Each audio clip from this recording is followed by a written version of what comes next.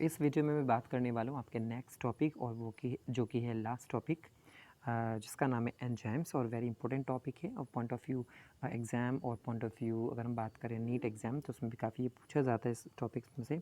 सो enzymes generally होते क्या हैं, सो बात करते हैं स्पेशली एंजाइम्स के बारे में, उनके कुछ पॉइंट्स के बारे में या कैरेक्टरिस्टिक के बारे में।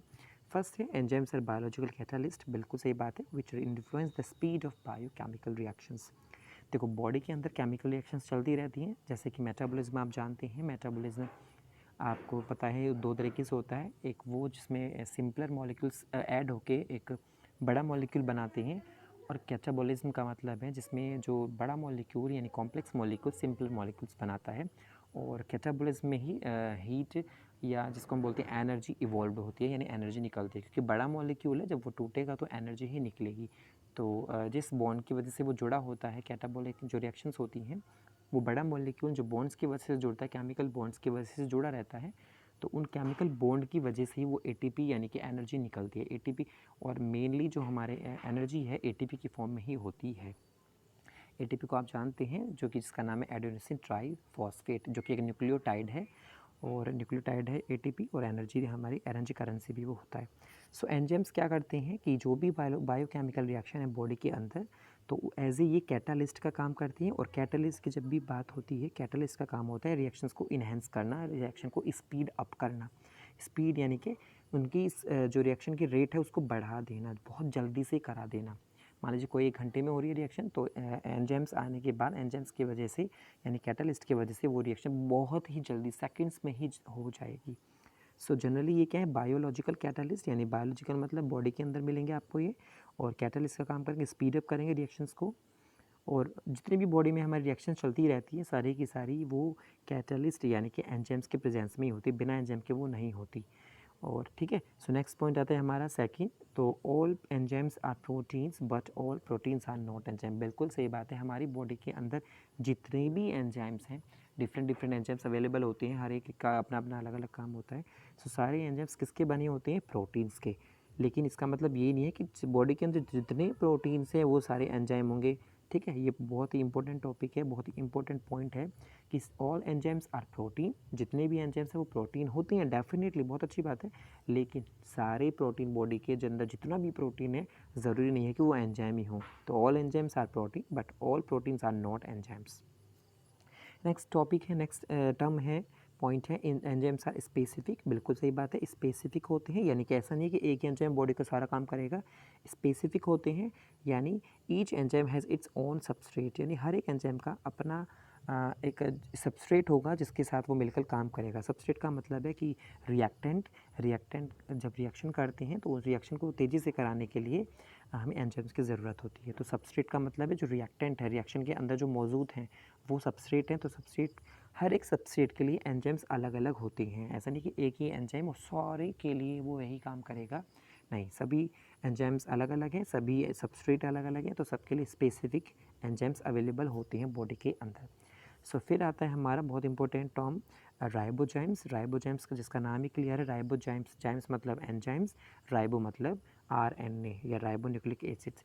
तो ऐसे यानी कि आरएनए, यानी कि आरएनए एक न्यूक्लिक एसिड है, जेनेटिक मटेरियल है, तो आरएनए भी एज ए एंजाइम्स के तरीके से वो काम कर सकता है। ठीक है, तो अगर आरएनए यानी राइबोन्यूक्लिक एसिड भी एज ए एंजाइम का काम करे तो उसको हम बोलेंगे राइबोजाइम्स। सिर्फ आरएनए, डीएनए नहीं कर सकता, आरएनए कर सकता है due to the their chemical structure. तो एंजाइम्स की तरह काम करेगा आरएनए, इसलिए हम उसको बोलते हैं राइबोजाइम्स। तो राइबोजाइम्स क्या होते हैं, आरएनए के एंजाइम्स। आरएनए जब बिहेव करता है एंजाइम्स के जैसा। And the next topic, next line is enzymes from tertiary structure. अगर हम उसके 3D स्ट्रक्चर्स देखें विद सम क्यूवाइसिस, और जिसको हम बोल सकते हैं पॉकेट्स या स्पेस जगह, उसको हम बोलते हैं active sites into which the substrate fit. देखो हमें पता है एंजाइम जैसे ही आएगा, ये देखो ये जो पिक्चर बनी हुई है इसमें आप ध्यान से देखिए, ये सबस्ट्रेट जैसे कि ताला होता है हमारा, लॉक होता है, उसमें चाबी लगाई जाती है, तो लॉक तो हमारे लिए हो जाता है सबस्ट्रेट, एज ए सबस्ट्रेट, और एंजाइम हमारा होता है एज ए की।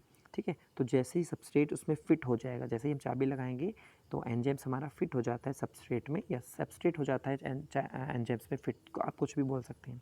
ठीक है, सो ये इसमें बिल्कुल फिट हो जाता है। तो वही बात करता हूँ कि अगर मान लीजिए ये एक एंजाइम है और उधर से आ रहा है एक सबस्ट्रेट है, तो सबस्ट्रेट भी कैसा होगा, मान लीजिए ये अगर सबस्ट्रेट है तो एंजाइम चाहिए, तो एंजाइम कैसा होगा, इसमें आके वो फिट हो जाएगा, ठीक है। तो एंजाइम मान लीजिए अगर ऐसा है तो ये इसमें आके फिट हो जाएगा, बिल्कुल फिट। तो ये इस तरीके से ही बने होते हैं, एंटर पैरेलल हैं, यानी कि बिल्कुल जो फिक्स, जैसे ताला होता है, ताले के अंदर सारी चाबी नहीं फिक्स हो सकती, ताले के अंदर वही चाबी फिक्स होगी जो उसके तरीके से उसकी पॉकेट्स बनी हुई होंगी, तो उसी की तरह की सब चाबी तो नहीं लगेगी ना।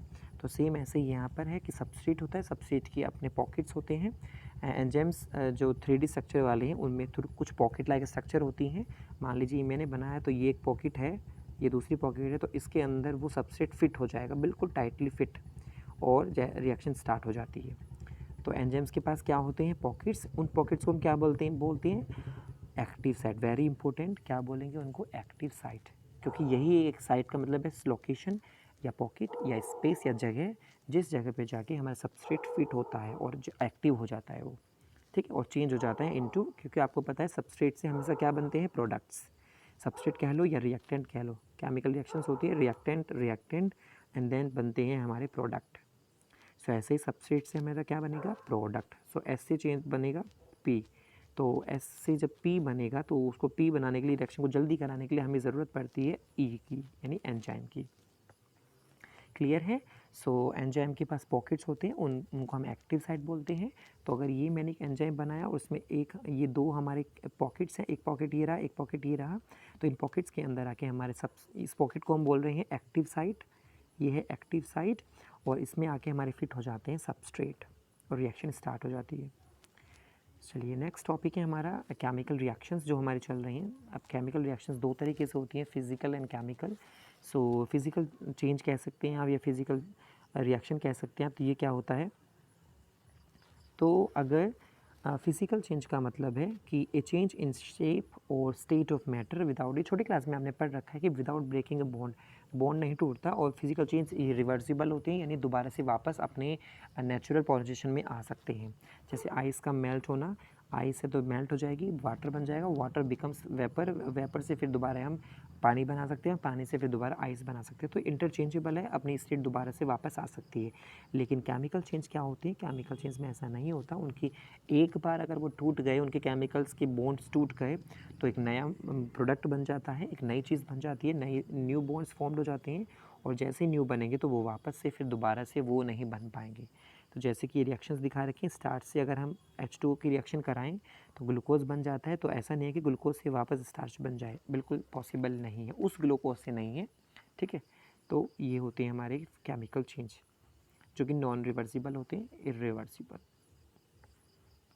सो अगर मैं बात करूं, क्योंकि देखो हर एक फिज़िकल हो या केमिकल रिएक्शन हो, उनकी अपनी एक रेट होती है, किस रेट पर वो काम कर रहे हैं, मतलब कितने समय में, कितने टाइम में वो कितना काम कर रहे हैं। वही बात है कि अगर मैंने आपको कोई काम दे दिया है तो मैं आपसे पूछूंगा कि आपकी रेट क्या रही, तो आप कहेंगे सर मैंने 1 घंटे में इतना काम किया, या दूसरा बच्चा कहेगा कि सर मैंने 1 घंटे में इतना किया। तो मान लीजिए एक बच्चा 1 घंटे में 20 किलोमीटर चला और दूसरा बच्चा 1 घंटे में 100 किलोमीटर चला, तो अपनी अपनी उनकी रेट आ जाएगी, एक की ज़्यादा होगी कि कम।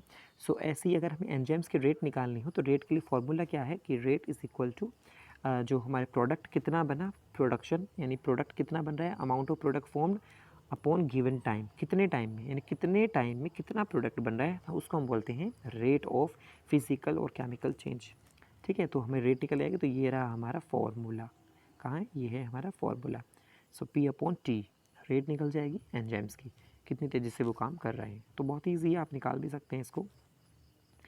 एंड फिर आता है हमारे कुछ और नई टर्म्स जो कि हमारे rate is called velocity if the direction is, बिल्कुल सही बात है। जैसे हमने टाइम में हमने निकाल लिया कितनी रेट निकल के आ रही है, कितने प्रोडक्ट बने, लेकिन अगर हमें कोई वेलोसिटी, इससे हम वेलोसिटी भी निकाल सकते हैं अगर हमें डायरेक्शन पता चल जाए। वो फिजिक्स हम जब पढ़ते हैं तो अगर हमें डायरेक्शन मिल जाती है, किस डायरेक्शन में वो चीज़ जा रही है, तो हम उसकी वेलोसिटी भी निकाल सकते हैं, ठीक है। तो ये सिंपल सी बात है कि rate is called velocity. Rate को हम वेलोसिटी तब बोल सकते हैं अगर डिस्टेंस भी दे रखी होगी, डायरेक्शन भी अगर दे रखी हो तब। डायरेक्शन नहीं है तो सिंपल रेट है, वो वेलोसिटी नहीं बोलेंगे, लेकिन इसको वेलोसिटी भी बोल सकते हैं अगर डायरेक्शन भी दी हो तो। क्लियर है। So rate of physical and chemical process are influenced by factors such as temperature, बिल्कुल सही बात है, क्योंकि एंजाइम्स टेम्परेचर, पीएच स्पेसिफिक होते हैं, इनको डिफरेंट इनको एक स्पेसिफिक एक बेस्ट पीएच चाहिए, एक टेम्परेचर चाहिए, उसी पर ये काम करेंगे एंजाइम्स। अगर जैसा भी अब ज़रा से भी ऊपर नीचे कर दें तो ये इनकी जो स्पीड यानी रेट होती है वो अफेक्टेड हो जाती है, कम में हो सकती है, ज़्यादा भी हो सकती है। सो अगर मैं बात करूँ रेट डबल्स और डिक्रीज बाय हाफ, अगर हम किसी भी रेट को हाफ करें या किसी की रेट को एंजाइम की को डबल कर दें तो क्या इफेक्ट पड़ता है, तो कितने पर, तो फॉर एग्जांपल अगर मान लीजिए कोई एंजाइम, क्योंकि तो आपको पता है बायोकेमिकल रिएक्शंस बॉडी में होती रहती हैं एंजाइम्स की हेल्प से, तो मान लीजिए एक एंजाइम है, अगर वो एक एंजाइम 5 डिग्री सेंटीग्रेड पर है, या मान लीजिए चलो हम मानते हैं वो 15 डिग्री सेंटीग्रेड पे है, और उन्होंने लिखा है कि हम उसको डिक्रीज़ भी कर सकते हैं बाई हाफ 10 डिग्री सेंटीग्रेड, और डबल भी कर सकते हैं, दुगना भी। तो हम क्या करें इसमें, अगर हम 15 डिग्री पे वो कोई काम करता है बहुत जैसे भी कर रहा है वो, लेकिन अगर हम उसमें 10 डिग्री बढ़ा दें तो वो और भी तेज़ी से काम करने लगेगा, जस्ट रिएक्शंस डबल हो जाती हैं, उसकी स्पीड अप हो जाती है वो। तो कितना हो जाएगा 15, अगर हमने इसको इंक्रीज़ किया, अगर वो पहले 10 था मान लीजिए, अगर वो 10 पर काम कर रहा था, हमने उसमें 10 प्लस और कर दिया, तो अब हो जाएगा उसका टेम्परेचर 20 पर उसने डबल कर दिया, रिएक्शन डबल हो गई, जस्ट बहुत तेज़ी से करने लगा। फिर दोबारा हमने 10 डिग्री इसमें ऐड कर दिया, तो अब हो जाएगा वो 30 पर और भी अच्छे से करेगा, और अगर हम 10 और भी ऐड कर दें तो फिर हो जाएगा 40 डिग्री सेंटीग्रेड, 40 पर भी वो अच्छे से काम कर लेगा। लेकिन जैसे ही 40 प्लस टेम्परेचर जाएगा तो हमारे एंजाइम 40 से ऊपर काम ही नहीं करते, काम करना बंद कर देते हैं। तो ऐसे केस में क्या होगा, हमारे एंजाइम्स डी नेचर हो जाएंगे या मर जाएंगे, ख़त्म हो जाएंगे, क्योंकि वो प्रोटीन के बने हैं और प्रोटीन हमारा डी नेचर हो जाता है इतने टेम्परेचर पे जाके। मोस्टली इनके लिए जो एंजाइम्स के लिए जो स्पेसिफिक जो ऑप्टिमम टेम्परेचर है, जो बेस्ट टेम्परेचर है, वो होता है 37 या 38, कहीं पर 38 दिखाता है, 37 36, वो 2 प्लस ऊपर नीचे हो जाते हैं। तो हमने क्या किया, रिएक्शन को जस्ट 10 डिग्री बढ़ाते जा रहे थे, तो जैसे ही 40 पर पहुंचेगा, 40 के बाद अगर आप 10 बढ़ाएंगे तो 50 हो जाएगा, 50 डिग्री पर हमारे एंजाइम्स मर जाएंगे, ख़त्म, डीनेचर हो जाएंगे, तो वो काम करना बंद हो जाएगा। क्लियर है? सो अगर हम 10 डिग्री बढ़ाते जाते हैं तो वो तब तक बढ़ता है, अच्छे से काम करेगा, जब तक उसका ऑप्टिमम टेम्परेचर यानी बेस्ट टेम्परेचर नहीं आ जाता, यानी 37 तक नहीं पहुंचता, तब तक तो वो बढ़िया करता रहेगा। लेकिन जैसे आप ऊपर जाएंगे तो टेम्परेचर बढ़ जाएगा और एंजाइम ख़त्म हो जाएंगे। ऐसे ही अगर मान लीजिए कोई एंजाइम हमारा 37 पर काम कर रहा था और इसको हम डिक्रीज़ करें, डिक्रीज़ का मतलब 37 में से 10 कम कर दें तो 27 रह जाएगा, तो एंजाइम काम तो करेगा लेकिन थोड़ा स्लो हो जाएगा। और 10 कम कर दें तो 17 आ जाएगा, तो काम भी करेगा लेकिन थोड़ा और स्लो हो जाएगा, ये रेट स्लो होती चली जाएगी। और भी 10 कम कर दे तो 7 पर आ जाएगा। और अगर आप बिल्कुल चिल वाले टेम्परेचर पे ले गए और कम करके माइनस में पहुंच गए या बिल्कुल 0 या 1 2 3 पर पहुंच गए तो एंजाइम हमारे हो जाएंगे इनएक्टिव, मतलब मरेंगे नहीं, वो डीनेचर नहीं होंगे, सिर्फ वो इनएक्टिव हो जाएंगे, यानी काम करना बंद करेंगे बस। ठीक है, तो जब उन्हें सूटेबल टेम्परेचर मिलने लगा दोबारा से काम करने लगते हैं। क्लियर है? सो अगर हम बात करें यहाँ पर एक बहुत ही स्पेसिफिक एग्जांपल है, rate of enzyme to catalyse reactions very high. देखो जो रेट होती है कैटालाइज रिएक्शंस आपको पता है स्पीड अप वाली रिएक्शंस, तो उनकी जो रेट है वो बहुत ज़्यादा हाई भी हो सकती है। कैसे? जैसे कि एक एग्जांपल है कार्बोनिक एनहाइड्रेस, ठीक है, कार्बोनिक एनहाइड्रेट्स, मोस्टली एंजाइम्स के लास्ट में एज जरूर मिलेगा आपको, एस, ठीक है। तो ये जो एंजाइम है carbonic hydrolysis anhydrase is the fastest enzyme, बहुत ही तेज़ी से काम करता है ये वाला एंजाइम। और ये कर क्या सकता है, it's oscillate the following reactions 10 million times, लगभग 10 मिलियन टाइम्स उसकी रिएक्शंस को बढ़ा सकता है वो एंजाइम। अगर ये एंजाइम ना हो तो बहुत स्लो काम करेगा। वही बात है कि अगर CO2 प्लस H2O से हमें ये बनाना हो और हमारे पास एंजाइम है नहीं है, एंजाइम अगर हमारे पास नहीं है कार्बोनिक एनहाइड्रेस और हमें काम तब भी कराना पड़े तो ये बन तो जाएगा लेकिन होगा क्या, बहुत ही स्लो। कितना स्लो कि सिर्फ 200 मॉलिक्यूल्स बनाएगा 1 घंटे में बिना एंजाइम के। लेकिन अगर हमारे पास ये एंजाइम आ जाए तो क्या बनेगा तो in the presence of enzyme this enzyme, तो ये रिएक्शन इतनी तेज हो जाएगी कि 6 lakh molecules 6 lakh molecules 1 second में बन जाएंगे। देखो यहाँ पर बिना एंजाइम के 200 मॉलिक्यूल बनते हैं 1 घंटे में, लेकिन यहाँ पर 1 सेकंड में 6 लाख मॉलिक्यूल्स बढ़ जाते हैं। तो कितने millions, 10 millions times reactions accelerate हो जाती है, स्पीड अप हो जाती है with the help of enzymes. तो कितने बेनिफिशियल है एंजाइम्स, कितनी तेज़ी से रिएक्शंस को कराते हैं।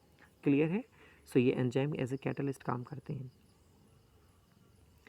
फिर आते हैं हमारे केमिकल रिएक्शंस में ही चल रहा है अभी भी हमारा मेटाबॉलिक पाथवे। आपको मेटाबॉलिक पाथवे पता ही है, कैटाबॉलिज्म और मेटाबॉलिज्म जो होती हैं। सो उनमें से एक एग्जांपल दे रखा है जैसे कि ग्लाइकोलाइसिस। तो अगर मैं ग्लाइकोलाइसिस की बात करूँ, ग्लाइकोलाइसिस होता क्या है? ग्लाइको मतलब ग्लाइकोजन या ग्लूकोज, जब भी ग्लाइको आता है तो ग्लूकोज की बात होती है, ठीक है। प्लस लाइसिस मतलब डिडक्शन, लाइसिस का मतलब लाइसिस मतलब डिडक्शन, कमी होना या रिड्यूस होना। तो ग्लाइकोलाइसिस एक ऐसी प्रोसेस है जिसमें हम ग्लूकोज को रिड्यूस करते हैं इनटू अदर। तो ग्लूकोज रिड्यूस होकर बनाता है पायरुविक एसिड। इस प्रोसेस को हम बोलते हैं ग्लूकोज से पायरुविक एसिड का बनना। इस प्रोसेस को बोलते हैं ग्लाइकोलाइसिस। हमारी बॉडी में चलता रहता है ड्यूरिंग रेस्पिरेशन। जब हम रेस्पिरेशन करते हैं तो हम ग्लूकोज के साथ ऑक्सीजन ऐड हो जाती है, तो पहले बनता है पायरुविक एसिड। सो जो पायरुविक एसिड बना है ग्लूकोज से, इस प्रोसेस को हम बोलते हैं ग्लाइकोलाइसिस। दो मॉलिक्यूल बनते हैं एक ग्लूकोज से। जब एक ग्लूकोज का ब्रेक डाउन होता है, रिडक्शन होता है, तो दो मॉलिक्यूल बनते हैं पायरुविक एसिड के। क्लियर है? और सिर्फ दो ही एटीपी बनते हैं। हमारे कितने एटीपी बनेंगे? दो एटीपी। सिर्फ दो एटीपी, बहुत कम एटीपी बन रहे हैं। तो हमारे ये ग्लाइकोलाइसिस होता क्या है? मान लीजिए सेल है हमारी बॉडी की, कोई एक सेल, सब जगह ऐसा ही होता है, और इसके अंदर साइटोप्लाज्म है ये, और इसके अंदर न्यूक्लियस भी है, इसके अंदर माइटोकॉन्ड्रिया भी है, लेकिन ग्लूकोज यानी ग्लाइकोलाइसिस प्रोसेस होती है हमारी साइटोप्लाज्म में, सिर्फ साइटोप्लाज्म के अंदर। साइटोप्लाज्म के अंदर हमारे पायरुविक एसिड बन गया है दो मॉलिक्यूल। अब क्या होगा? ये पायरुविक एसिड जाता है, फिर बनने के बाद साइटोप्लाज्म के बाद ये ट्रांसफ़र हो जाता है पायरुविक एसिड माइटोकॉन्ड्रिया के अंदर। माइटोकॉन्ड्रिया के अंदर हमारी आगे की प्रोसेस स्टार्ट हो जाती है पायरुविक एसिड से CO2 का बनना प्लस H2O का बनना प्लस ATP का बनना। तो वहाँ पे जाके हमारे 36 ATP ये टोटल बन जाते हैं। तो टोटल एक ग्लूकोज से हमारे टोटल 38 ATP बनते हैं। तो सिर्फ यहाँ पर क्या दिखाया है फिलहाल ये है कि ग्लाइकोलाइसिस क्या है? ग्लूकोज का लाइसिस होना, रिडक्शन होना इनटू पायरुविक एसिड। तो उस एक सिंपल सी प्रोसेस को कराने के लिए लगभग 10 तरीके के एंजाइम यूज़ होते हैं। 10 तरीके के 10 डिफरेंट टाइप्स के एंजाइम सिर्फ और सिर्फ इतने से काम में यूज़ होते हैं ग्लूकोज से पायरुविक एसिड बनाने में। तो ये सारे एंजाइम दे रखे हैं ऐसे साइकिल में। तो यहाँ से ग्लूकोज का ब्रेकडाउन हुआ और यहाँ पर जाके हमारा पायरुवेट बना, यह पायरुविक एसिड बना। तो कितने सारे एंजाइम? एक ही एंजाइम ये है, ये है, ये है, ये 10 तरीके के डिफरेंट एंजाइम यूज़ होती हैं। चलिए ठीक है। सो अब हम बात करते हैं, आपने एंजाइम को देख लिया है, उसमें एक पॉकेट होती है यानी कि एक्टिव साइट होती है। तो यहाँ पर है एक मॉडल है, लॉक एंड की मॉडल। बहुत ही ईजी है। लॉक एंड की आप सब जानते हैं, लॉक ताला की चाबी होती है। सो इसको हम ध्यान से समझेंगे लॉक और की हेल्प से कि एंजाइम्स किस तरीके से काम करते हैं। So enzyme act with substrate like है लॉक एंड की मॉडल। भाई एंजाइम का काम है सबस्ट्रेट के साथ जुड़ जाना और रिएक्शन को तेज़ी से कराना। सबस्ट्रेट से जुड़ेगा तभी तो प्रोडक्ट बनेंगे। हमारा मेन मोटो है प्रोडक्ट का बनना।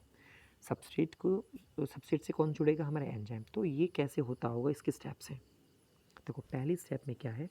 Substrates binds to the active site of enzyme. आपको पता है सबसे पहले क्या होगा? मान लीजिए ये एंजाइम है, तो इस एंजाइम के साथ मान लीजिए यहाँ पर हमारा ये सबस्ट्रेट है, ये हमारा एंजाइम है। तो इस एंजाइम के साथ ये सबस्ट्रेट इधर जाएगा और जुड़ जाएगा, इन क्रेवाइसिस यानी पॉकेट्स में जाके जुड़ जाएगा और ऐसा हो जाएगा। तो एक यहाँ पर देखो इस इमेज में क्या है? ये सबस्ट्रेट है, ये E+S है। E+S का मतलब है एंजाइम प्लस सबस्ट्रेट यहाँ बनने वाला है। तो ये हमारा सबस्ट्रेट इसकी पॉकेट में यानी एक्टिव साइट, ये है एक्टिव साइट, इसमें फिट हो जाएगा और जब फिट हो जाएगा तो ऐसे स्ट्रक्चर बन जाएगी। क्लियर है? तो सेम वही है कि लॉक एंड की वाला क्या सिस्टम है। ताला हमारा जो होता है, ताले को हम मान सकते हैं कि हमारा वो एंजाइम है और उसके अंदर हमारा चाबी जो आ रही है वो हमारे लिए सबस्ट्रेट है।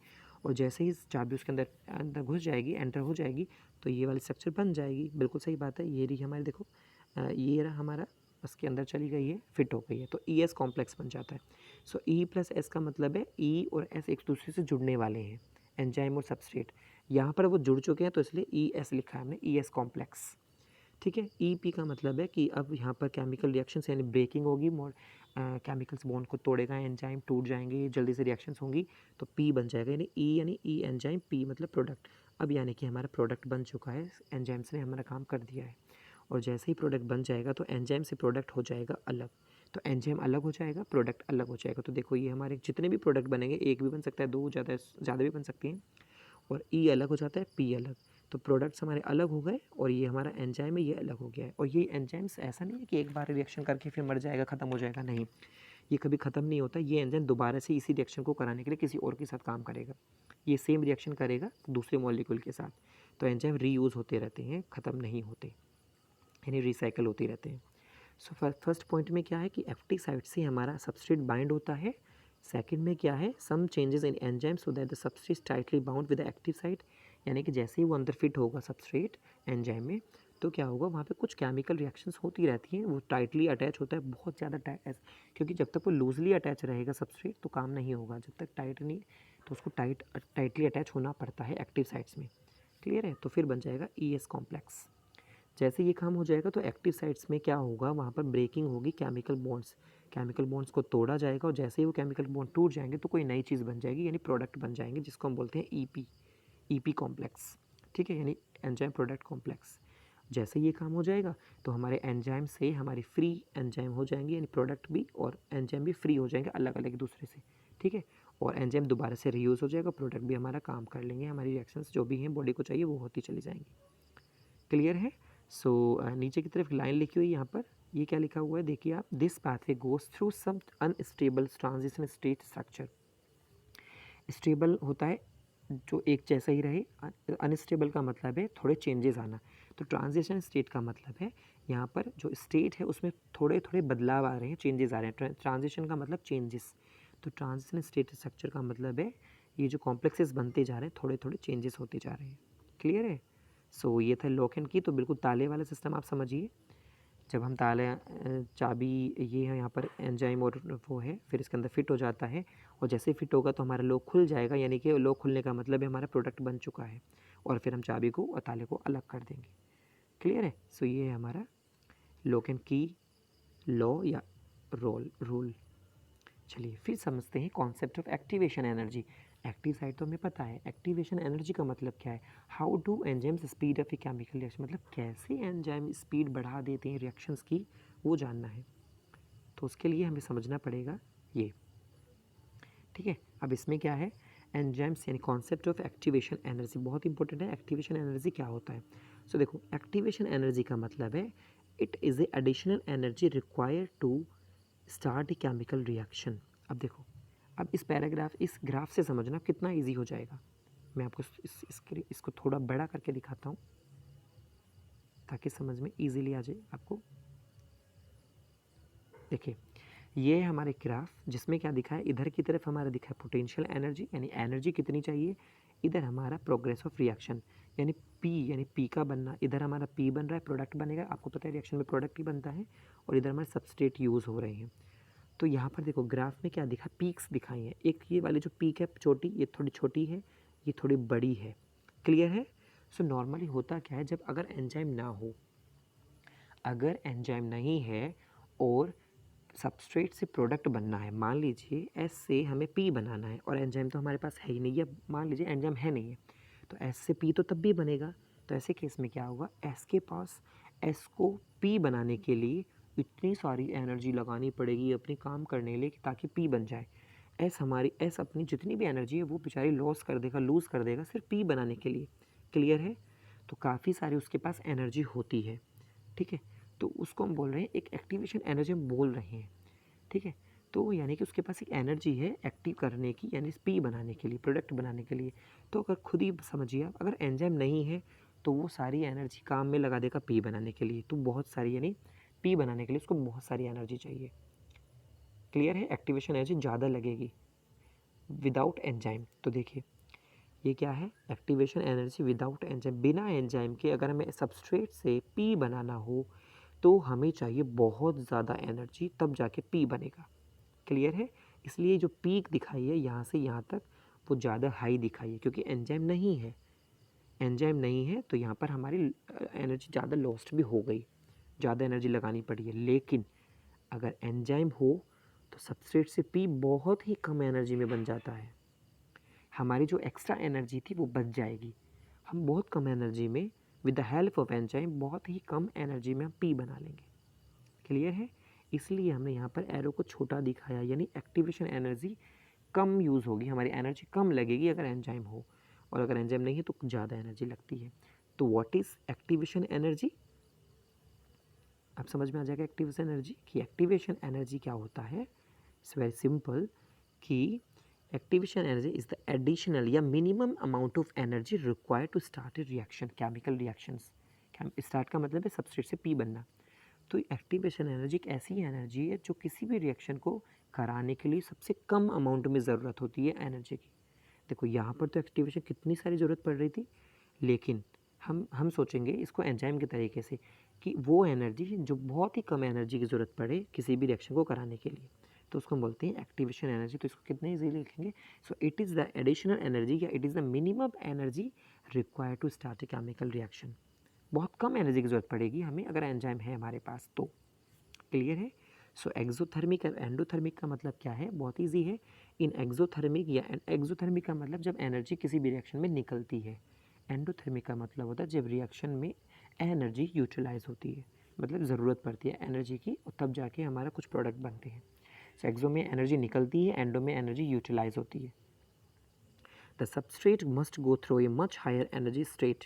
आपको पता है एक्सोथर्मिक हो या एंडोथर्मिक, उसमें सबस्ट्रेट को बहुत ही ज़्यादा एनर्जी की ज़रूरत जब पड़ती थी, ये देखो बिना एंजाइम के काम हो रहा है तो कितनी सारी एनर्जी से की ज़रूरत पड़ती थी, तो इसको हम बोलते हैं ट्रांजिशन स्टेट एनर्जी। जब हमारे पास एंजाइम नहीं है तो हम बहुत ज़्यादा एनर्जी हम लगा देंगे, हमारे एंजाइम जब हमारे सबस्ट्रेट बहुत ज़्यादा एनर्जी लगा देंगे तो इसको हम बोलते हैं ट्रांजिशन स्टेट एनर्जी। यानी कि टोटल एनर्जी जो हमारी लगती है बिना एंजाइम के किसी भी काम को करने के लिए, एसएपी बनाने के लिए जो टोटल एनर्जी लगी, फुल्ली लगी, जितनी भी लगी बिना एंजाइम की, वो है हमारे लिए ट्रांजिशन स्टेट एनर्जी। और एक्टिवेशन एनर्जी वो है जो हमारी मिनिमम से मिनिमम एनर्जी लगती है एसएपी बनाने के लिए। क्लियर है।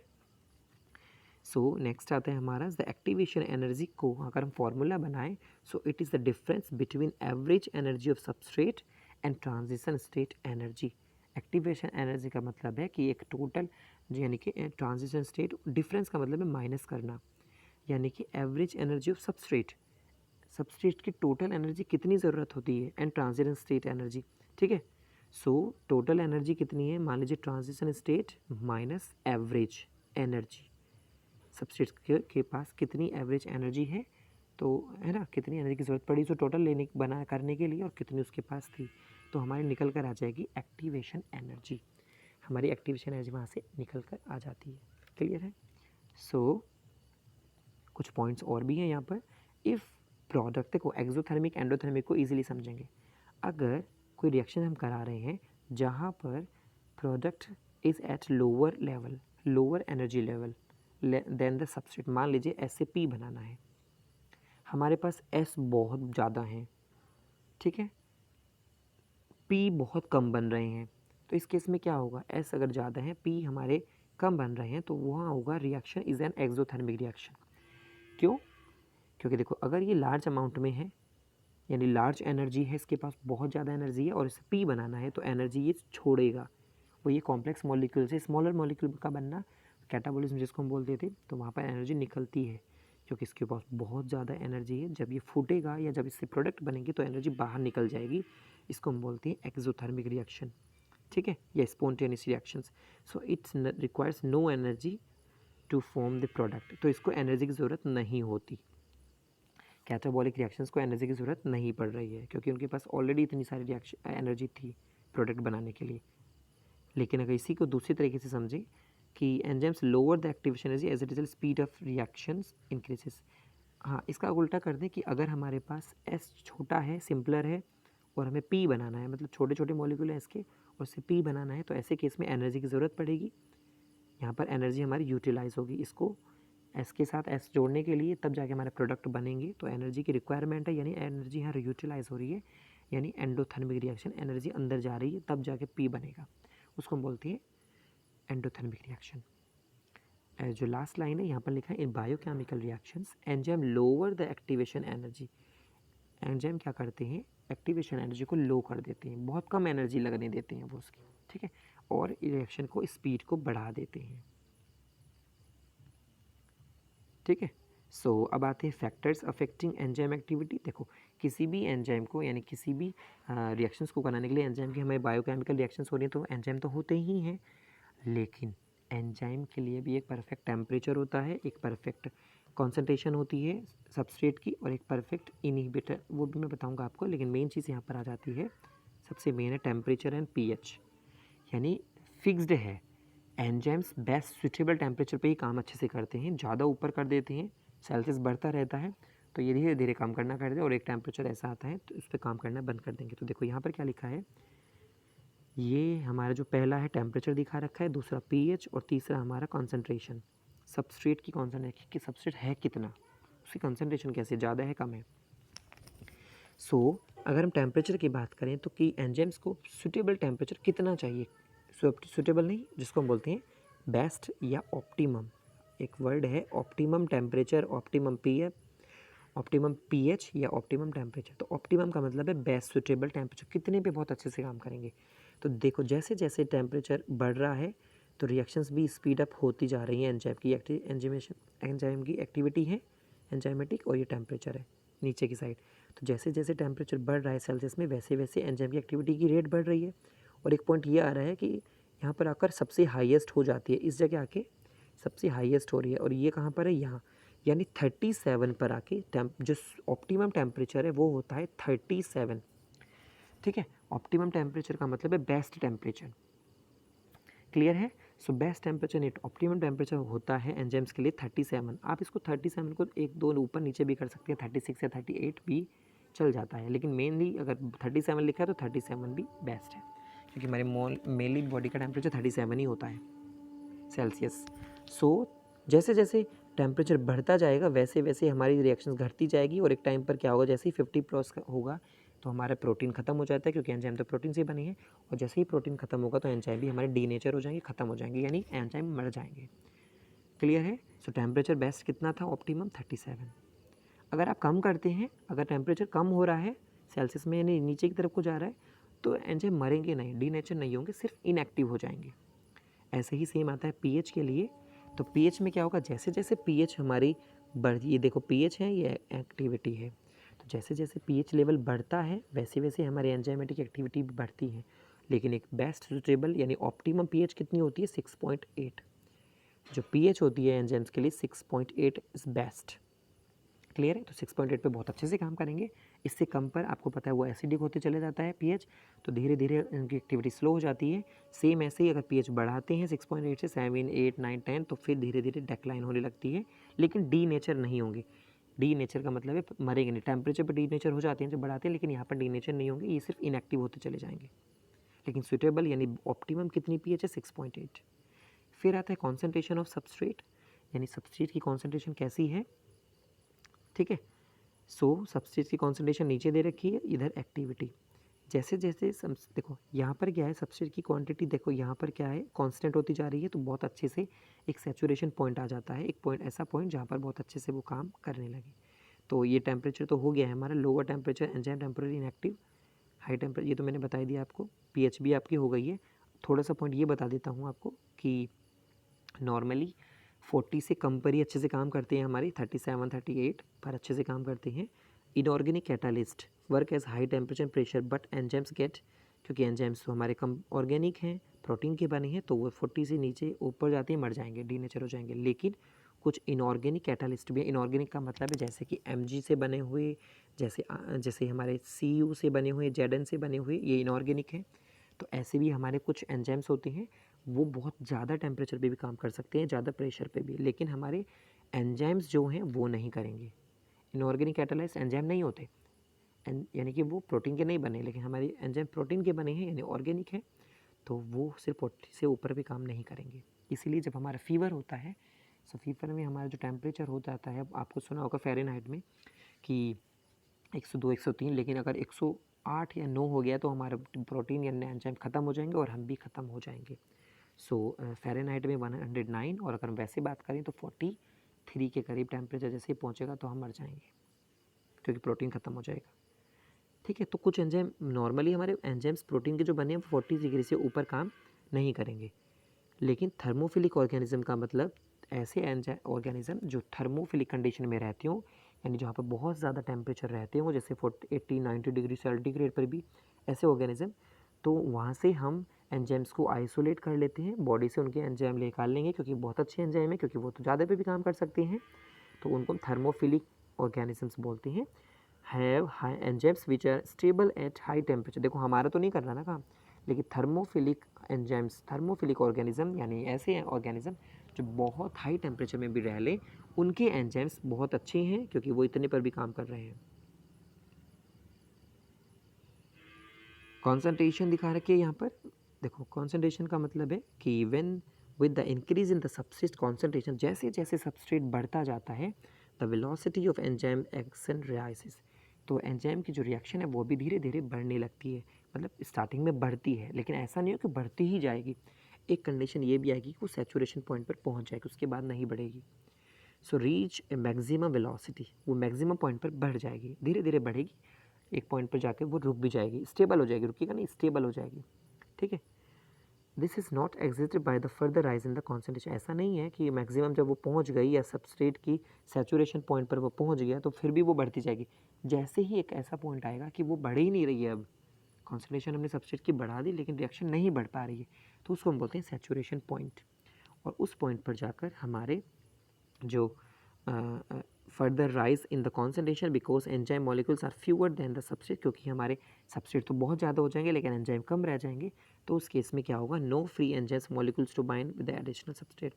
मान लीजिए एंजाइम तीन ही है, सबस्ट्रेट आप लिया है 6, तो कैसे काम करेंगे, 3 सबस्ट्रेट 3 ही एंजाइम होने चाहिए, आपने क्या किया 3 एंजाइम 1 सबस्ट्रेट, तो रिएक्शन तो बढ़िया हो जाएगी, लेकिन अगर 2 करें तब भी और बड़ी, एक और बढ़ा दें तो 2 हैं, 2 सबस्ट्रेट 3 एंजाइम तब भी हो जाएगी, 3 करें तब भी हो जाएगी, लेकिन अगर आप 3 से ज़्यादा कर दें तो हमारा क्या होगा, 3 से ज़्यादा करते ही 4 हो जाएंगे, 4 6, तो हमारे सबस्ट्रेट ज़्यादा हो जाएंगे, एंजाइम कम रह जाएंगे, तो ऐसे केस में क्या होगा, हमारे काम ज़्यादा नहीं होगा, ठीक है। तो एक पॉइंट आ जाता है सैचुरेशन पॉइंट। फिर आते हैं इनहिबिटर। इनहिबिटर का मतलब आप समझ जाते हैं, इनहिबिट करना, रोक देना रिएक्शंस को, केमिकल रिएक्शंस को रोक देना। सो प्रेजेंस ऑफ इनहिबिटर क्या होता है, the binding of specific chemicals, कुछ ऐसे केमिकल्स चिपक जाएं, ठीक है, जो एंजाइम की एक्टिविटी को रोक दें, उनको हम बोलते हैं इनहिबिटर्स, एंजाइम्स की एक्टिविटी को रोकने वाले। तो जैसे ही मान लें सबस्ट्रेट से हमारा एंजाइम चिपक गया और वहाँ पर इनहिबिटर आ गया, ये एंजाइम है, सबस्ट्रेट है, इनहिबिटर वहाँ पर आ गया, तो क्या होगा, हमारा प्रोडक्ट वहाँ पर नहीं बनेगा, क्योंकि इनहिबिटर की वजह से वो केमिकल रिएक्शन रुक जाती है, क्योंकि यहाँ पर कॉम्पिटिशन आ जाता है, ठीक है। यहाँ पर दिखा रखा है कॉम्पिटिशन वाला इनहिबिशन, यहाँ दिखा रखा है non competitive inhibition. So the inhibitor closely similar to the substrate called competitive inhibitor. It competes with the substrate for the binding side of the enzyme. As a result, the substrate cannot bind and the enzyme reaction declines. तो जैसे ही ये inhibitor आ जाता है तो हमारी chemical reactions decline हो जाती है, यानी कि नहीं होती, क्योंकि सबस्ट्रेट हमारा ऐड ही नहीं हो पाता है, बाइंड ही नहीं हो पाता एंजाइम से, तो इनहिबिटर से वो ऐसे हो जाता है। तो एग्जांपल भी दिया है, जैसे कि example of inhibitor malonate is similar to the substrate succinate, so it inhibits succinate dehydrogenase in the following reactions। देखो succinate ये एंजाइम है और ये बनता है हमारा ये, क्लियर है। So malonate is similar to the substrate, बिल्कुल malonate क्या है, बिल्कुल सक्सीनेट के जैसा बन जाता है, सबस्ट्रेट के जैसा। सो ये क्या करता है, सक्सीनिक डिहाइड्रोजनेज एक एंजाइम है, उसकी रिएक्शन को रोक देता है, तो इनहिबिटर का काम कर रहा है यहाँ पर, ठीक है, मेलोनेट इनहिबिटर का काम कर रहा है यहाँ पर। So competitive inhibitor are use to control bacterial pathogen, तो ऐसे इनहिबिटर बहुत फ़ायदेमंद होते हैं, अगर बैक्टीरिया बॉडी में घुस जाए तो ये इनहिबिटर बैक्टीरिया की इस एंजाइम्स को रोक देते हैं काम करने से, सबस्ट्रेट को रोक देते हैं, काम नहीं होता वहाँ पर। ये कुछ क्लासेस हैं, क्लासिफिकेशन है एंजाइम्स का, ये तो इजी है, बात आगे की मैं पढ़ता हूँ, कुछ इजी है ये भी। फैक्टर्स, को फैक्टर्स मैं आपको थोड़ा बता देता हूँ, को फैक्टर्स क्या होते हैं। को का मतलब होता है रिलेटिव्स या कोई साथ में काम करने, जैसे कलीग्स होते हैं, को वहीं से निकल के आए, साथ में काम करने वाले। तो नॉर्मली एंजाइम्स तो हमें पता ही है प्रोटीन के बने होते हैं, लेकिन अगर नॉन प्रोटीन कॉन्स्टिट्यूएंट्स रिएक्शन में ऐसा हो कि बिना प्रोटीन वाला, प्रोटीन का जो नहीं बना है वो बाउंड हो जाए, एंजाइम्स के साथ जुड़ जाए, टू मेक द कैटालिटिकली एक्टिव। मान लीजिए हमारा एंजाइम है तो लेकिन एक्टिव नहीं है, कैटालिटिकली एक्टिव नहीं है, तो उसको एक्टिव करने के लिए कोई एक स्पेशल ऐसी चीज़ आने वाली है जो प्रोटीन की नहीं बनी, वो एंजाइम से अटैच हो जाएगी, ठीक है। तो जैसे ही वो एंजाइम से, देखो ये पोर्शन है प्रोटीन का बना हुआ रेड कलर में, ये है कोफैक्टर। कोफैक्टर का मतलब एक बिना प्रोटीन वाला कोई चीज़, केमिकल है जो कि हमारा एंजाइम से जुड़ने वाला है, तो यहाँ पर आकर ये एंजाइम से जुड़ गया है। अभी तक ये हमारा एंजाइम इनएक्टिव था। जैसे ही कोफैक्टर आया हमारा एंजाइम हो जाता है एक्टिव। तो देखिए एपो एंजाइम का मतलब है प्रोटीन कॉन्स्टेंट। देखो इस केस में हमारा कोफैक्टर भी है और एंजाइम भी है, तो जो प्रोटीन वाला पोर्शन है उसको हम बोलते हैं protein portion of the enzyme इस एपो एंजाइम। एपो यानी प्रोटीन, ठीक है। ऐसा देखो क्योंकि नॉर्मली एंजाइम तो प्रोटीन के ही बने होते हैं, सो प्रोटीन वाले पोर्शन को यहाँ पर हम बोल रहे हैं एपो एंजाइम, क्लियर है। और प्रोटीन वाले एंजाइम से ही, प्रोटीन वाले पोर्शन से ही हमारा कोफैक्टर आके जुड़ने वाला है केमिकल, जो कि प्रोटीन का नहीं बना है। ये प्रोटीन का नहीं है, ये प्रोटीन का है, और ये ऐसे हो जाएगा। तो इस केस में ये इनएक्टिव है, इस केस में ये एक्टिव हो जाता है due to the presence of cofactor. और जैसे वो एक्टिव होगा तो काम करना स्टार्ट कर देगा। तो ये होते हैं कोफैक्टर्स। कोफैक्टर्स की हेल्प से हमारे एंजाइम एक्टिव हो जाते हैं, ठीक है। सो यहाँ पर क्या लिखा है, कोफैक्टर प्लस एपो एंजाइम यानी प्रोटीन वाला पोर्शन इनएक्टिव था, जैसे ये जुड़ेंगे वो होलो एंजाइम बन जाता है, इसको हम बोलते हैं holo enzyme. Apo enzyme protein वाला पार्ट यानी एंजाइम, कोफैक्टर एक हेल्पर प्रोटीन है, हेल्प करने वाला, ताकि हमारा प्रोटीन वाला पार्ट एक्टिव हो जाए। जैसे ही वो एक्टिव होगा उसको हम बोलते हैं होलो एंजाइम, ठीक है। फिर नीचे की तरफ एक लाइन लिखी हुई है कि when the cofactor is remove from the enzyme it is catalytic activity is lost. बिल्कुल सही बात है, ये एक्टिविटी स्टार्ट तो हो जाएगी, काम हो जाएगा, लेकिन अगर ये हट जाए यहाँ से तो हमारा एंजाइम फिर दोबारा से इनएक्टिव हो जाएगा, ठीक है। सो कोफैक्टर्स 3 तरीके के होते हैं। कोफैक्टर्स का सभी का एक ही काम होता है, कैटालिटिकली एंजाइम को एक्टिव करना। तो 3 तरीके के हैं, प्रोस्थेटिक, कोफ एंजाइम्स, मेटल आयंस, ठीक है। सो पहले हम बात करते हैं प्रोस्थेटिक की। प्रोस्थेटिक वो होते हैं जैसे कि बहुत ये एंजाइम्स के साथ बहुत ही ज़्यादा, एपो एंजाइम का मतलब है एंजाइम प्रोटीन वाला पार्ट, उसके साथ ही जुड़ते हैं जैसे ही, तो बहुत ही ज़्यादा टाइटली अटैच हो जाते हैं, बहुत ज़्यादा टाइटली, यानी उनके ये अलग भी नहीं होंगे, उन्हीं के साथ चिपके रहेंगे। एंजाइम्स चाहे रिएक्शन हो या मत हो, ये उसके साथ ही चिपके रहेंगे। सो यहाँ पर लिखा है haem in peroxidase and catalase, एक रिएक्शन है जिसमें हम क्या करते हैं, ये एंजाइम है दोनों के दोनों, इनका काम है ये ब्रेक डाउन करते हैं H2O2 का, हाइड्रोजन परऑक्साइड का, टू वाटर, एंड वही बात है कि H2O2 से क्या बनाना है, H2 यानी वाटर प्लस O2। तो ये बनाने के लिए 2 एंजाइम चाहिए, H2O2 से H2O प्लस O बनाने के लिए हमें 2 एंजाइम चाहिए, कैटालेस एंड परऑक्सीडेज। लेकिन ये काम नहीं करेंगे, काम ये तभी करेंगे जब हीम इनसे आके अटैच होगा। तो एपो एंजाइम से हीम, हमारा हीम आके जुड़ेगा, यानी कैटालेस एंड परऑक्सीडेज से हमारा हीम जुड़ जाएगा, और जैसे ही हीम जुड़ेगा, ठीक है, तो हमारा बन जाएगा क्या, हमारी रिएक्शंस हो जाएंगी। तो ये ग्रुप आ जाता है, एक्स्ट्रा ग्रुप, जो कि जुड़ जाता है एपो एंजाइम से और रिएक्शन स्टार्ट हो जाती है, क्लियर है। दूसरा आता है हमारा को एंजाइम। प्रोस्थेटिक ग्रुप अलग है, coenzyme organic transit binding to the apoenzyme, यानी कि ट्रांजिएंट का मतलब होता है बहुत ही कम समय के लिए। देखो पीछे वाला वो हर समय उसके साथ ही रहेगा, लेकिन ये सिर्फ तभी रहेगा जब एंजाइम, जब रिएक्शन की ज़रूरत होगी। को एंजाइम्स वो एंजाइम्स होते हैं, ठीक है, जो सिर्फ कुछ समय के लिए एपो एंजाइम से आके जुड़ेंगे, सिर्फ तब के लिए जब रिएक्शन की ज़रूरत पड़ रही है। जैसे रिएक्शन की पूरी हो जाएगी तो ये कोएंजाइम्स अलग हो जाएंगे। So many coenzymes contain vitamins, ठीक है, मैनी कोएंजाइम्स कंटेन विटामिन्स या वाइटामिन्स, जैसे NAD है, NADP कंटेन नियासिन। नियासिन क्या एक विटामिन है जो कि NAD का मतलब है निकोटिनामाइड एडेनिन डाइन्यूक्लियोटाइड, इसकी फुल फॉर्म है निकोटिनामाइड, ये लिखा है यहाँ पर निकोटिनामाइड एडेनिन डाइन्यूक्लियोटाइड। डाइन्यूक्लियोटाइड का मतलब है 2 न्यूक्लियोटाइड से मिलकर बना होता है ये। तो यहाँ पर विटामिन का काम है बिल्कुल एज ए कोएंजाइम का काम करना, ठीक है। सो ये हो गए हमारे, ये कुछ ट्रांजिएंट का मतलब होता है ओनली फ्यू सेकंड्स या फ्यू कुछ ही समय के लिए, सिर्फ बहुत ही कम समय के लिए जो जुड़ते हैं आगे, जबकि प्रोस्थेटिक ग्रुप बहुत टाइटली अटैच होते हैं, काफ़ी समय के लिए जुड़े रहते हैं। एंड लास्ट है मेटल आयंस, बहुत इंपॉर्टेंट है metal ions. So metal ions में क्या है, they form A coordination bonds with the side chains at active sites and one or more coordination bonds with the substrate. Zn is a cofactor of carboxypeptidase, clear है, यानी कि enzyme है, इसके साथ हमारे मेटल आयंस जो कि inorganic आपको पता है, जैसे कि Zn हो सकता है, जैसे कि Mg हो सकता है, जैसे Mn हो सकता है, जैसे Cu हो सकता है कॉपर, ये सारे क्या हैं, मेटल आयंस हैं। तो मेटल आयंस अगर हमारे प्रोटीन वाले पार्ट यानी एपो एंजाइम से आकर जुड़ जाएं मेटल्स आके जुड़ जाएं आयंस, तो वो भी हमारे रिएक्शन को स्टार्ट कर देते हैं, एंजाइम्स को कैटालिटिकली एक्टिव कर देती हैं। फॉर एग्जांपल जैसे जिंक है जो कि है एज ए को फैक्टर का काम करता है, यानी मेटल आयन, जिंक तो मेटल है, आयन है, एज ए को फैक्टर का वो काम कर रहा है। कौन से एंजाइम के साथ? इस एंजाइम के साथ वो आके जुड़ जाता है तो हमारा काम स्टार्ट हो जाता है। क्लियर है? सो ये हो गया हमारा टॉपिक ख़त्म। तो आई होप कि आपको समझ में आ गया पूरा chapter. So thank you so much.